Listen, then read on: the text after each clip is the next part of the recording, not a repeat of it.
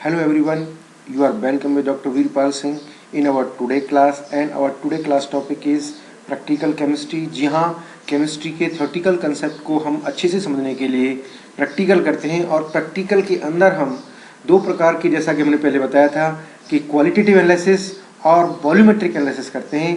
तो हमने अपनी प्रीवियस क्लासेस के अंदर क्वालिटेटिव एनालिसिस के बारे में विस्तार से अध्ययन कर लिया है। तो आज हम यानी कि आज की क्लास में हम वॉल्यूमेट्रिक एनालिसिस के बारे में विस्तार से अध्ययन करने जा रहे हैं, ताकि हमें लैब के अंदर किसी प्रकार की असावधानी, असुविधा और अज्ञानता से हम निजात पा सकें। जी हाँ, आइए देखते हैं प्रायोगिक रसायन में हम वॉल्यूमेट्रिक एनालिसिस। जी हाँ, आइए वॉल्यूमेट्रिक एनालिसिस के बारे में हम विस्तार से चर्चा करते हैं। तो आप जैसा कि जानते हैं, वॉल्यूमेट्रिक एनालिसिस के बारे में हम अध्ययन करें उससे पहले हम general terms use in volumetric analysis, हम उनके बारे में ज्ञान प्राप्त कर लेते हैं। The important terms use in the volumetric analysis, these are for example titration. जी हाँ, टाइट्रेशन क्या होता है इसके बारे में हम पहले जानते हैं। टाइट्रेशन के बारे में जानने के लिए हम बताएं कि विश्लेषण की इस विधि में किसी अज्ञात विलयन में उपस्थित पदार्थ की मात्रा का निर्धारण मानक विलयन यानी कि स्टैंडर्ड सॉल्यूशन के आयतन की सहायता से किया जाता है। इस विधि में अज्ञात विलयन का एक निश्चित आयतन लेकर उसमें ज्ञात विलयन, जिसे हम मानक विलयन कहते हैं, मिलाते हैं, और ये धीरे धीरे मिलाते हैं तथा अभिक्रिया पूर्ण होने तक मानक विलयन का आयतन तथा मानक की सांद्रता से गणना द्वारा ज्ञात अज्ञात विलयन की सांद्रता ज्ञात कर लेते हैं। जी हाँ, यानी कि अज्ञात विलयन है उसकी ज्ञात वॉल्यूम के साथ, उसके अज्ञात विलयन के ज्ञात वॉल्यूम के साथ जब मानक विलयन की ज्ञात सांद्रता वाले विलयन, जिसे मानक विलयन कहते हैं, कि ज्ञात विलयन के साथ अभिक्रिया कराते हैं। अभिक्रिया के पूर्ण होने पर यानी कि अंतिम बिंदु पर उस विलयन की यानी कि अज्ञात विलयन की सांद्रता ज्ञात कर लेते हैं। इस विधि को ही हम अनुमापन कहते हैं। अनुमापन के प्रकार, जी हाँ, टाइप ऑफ टाइट्रेशन। अनुमापन के प्रकार से हम यहाँ पर उन सभी प्रकारों का चर्चा करेंगे जो कि अनुमापन में प्रयुक्त होते हैं, जैसे न्यूट्रलाइजेशन और एसिड बेस टाइट्रेशन। जी हाँ, उदासीनीकरण, अम्ल क्षार अनुमापन। जी हाँ, न्यूट्रलाइजेशन और acid alkali acid base titration. और दूसरी है ऑक्सीकरण अपचयन या उपापचयन अनुमापन, ऑक्सीडेशन रिडक्शन या रिडॉक्स टाइट्रेशन। तीसरी है अवक्षेपण अनुमापन। जी हाँ, अवक्षेपण अनुमापन या प्रेसिपिटेशन टाइट्रेशन। चौथी है संकुलमितीय अनुमापन, कॉम्प्लेक्सोमेट्रिक टाइट्रेशन। तो ये हमने अभी अनुमापनों के प्रकार के बारे में चर्चा की है, जो कि कुल 4 प्रकार हैं, और ये प्रकार अनुमापन की प्रकृति के आधार पर, उस अनुमापन के दौरान होने वाली अभिक्रिया के आधार पर हमने उनको प्रकार में बांटा है। तो complexometric, precipitation, oxidation, reduction, neutralisation, ये 4 प्रकार के टाइट्रेशन हैं। अब इन चारों प्रकार के टाइट्रेशन के बारे में उदाहरण सहित विस्तार से अध्ययन कर लेते हैं। वे मापन जिनमें एक विलयन अम्ल, दूसरा विलयन क्षार होता है, अम्ल क्षार अनुमापन कहलाते हैं।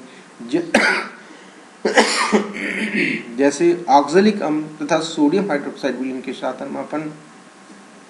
तो इसमें ऑक्सैलिक अम्ल है, सोडियम हाइड्रोक्साइड एक क्षार है, इन दोनों के मध्य टाइट्रेशन होता है। ये दोनों अम्ल क्षार हैं, तो इसलिए इसे अम्ल क्षार अनुमापन कहते हैं।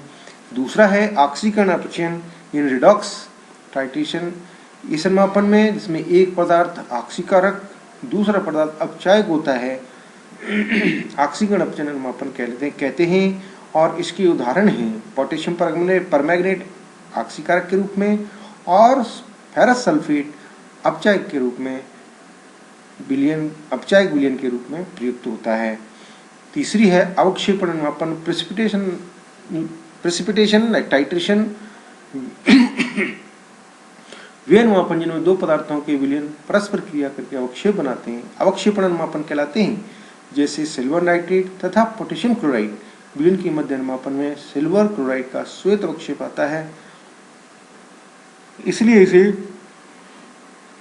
अवक्षेपण अनुमापन कहते हैं। चौथा है संकुलमितीय अनुमापन यानी कि कॉम्प्लेक्सोमेट्रिक टाइट्रेशन। इस अनुमापन में दोनों विलेन परस्पर क्रिया करके संकुल बनाते हैं, संकुलमितीय अनुमापन कहते हैं। जैसे ईडीटी और कैल्शियम कार्बोनेट विलेन के मध्य जब अनुमापन करते हैं तो उसे कॉम्प्लेक्सोमेट्रिक टाइट्रेशन कहते हैं, क्योंकि टाइट्रेशन के दौरान एक कॉम्प्लेक्स बनता है। अनुमापन की विधियां, मेथड ऑफ टाइट्रेशन। अनुमापन की दो प्रकार की विधियां होती हैं, एकल सिंगल टाइट्रेशन और डबल टाइट्रेशन। एकल अनुमापन में क्या होता है इसको समझ लेते हैं। इस विधि में अनुमापन यानी कि टाइट्रेशन है वो स्टैंडर्ड विलियन की सहायता से अज्ञात अनुमाप्य जिसे कहते हैं विलियन की सांद्रता ज्ञात की जाती है। जब मानक तथा अज्ञात विलियन भिन्न भिन्न पदार्थों के होते हैं तो इस विधि का उपयोग करते हैं। इस विधि में निम्न 3 प्रकार के विलियन प्रयुक्त किए जाते हैं, जिसमें कि अनुमापक, अनुमाप्य और सूचक। जी हाँ, अनुमाप्य जो होता है वो अज्ञात होता है और अनुमापन यानी अनुमापक जो होता है वो ज्ञात या मानक विलियन होता है। सूचक अभिक्रिया की पूर्णता को सूचना देने के लिए प्रयुक्त किया जाता है। डबल टाइट्रेशन, इस विधि में माध्यमिक विलियन का प्रयोग करते हैं तथा माध्यमिक विलियन जो होता है वो माध्यमिक विलियन स्टैंडर्ड विलियन यानी कि मानक विलियन की सहायता से अनुमाप्य विलियन की सांद्रता ज्ञात की जाती है। जब अनुमापक अनुमाप्य दोनों विलियन एक ही पदार्थ के हों तो यह विधि काम में ली जाती है। इस विधि में अनुमापन 2 बार किया जाता है, पहले अनुमापन तथा माध्यमिक विलियन के मध्य और फिर माध्यमिक विलियन तथा अनुमाप्य विलियन के मध्य। इस अनुमापन में निम्न 4 प्रकार के विलियन प्रयुक्त होते हैं, अनुमापक, माध्यमिक, अनुमाप्य और इंडिकेटर। जी हाँ, ये 4 पदार्थ हैं वो डबल टाइट्रेशन के रूप में प्रयुक्त होते हैं। तो इसमें आपको ध्यान देने की बात यह है कि डबल टाइट्रेशन और सिंगल टाइट्रेशन में विशेष अंतर क्या है कि अनुमाप्य और अनुमापक ये दोनों एक ही पदार्थ होते हैं और सिंगल टाइट्रेशन में दोनों अलग अलग पदार्थ होते हैं। तो ये विशेष अंतर होता है।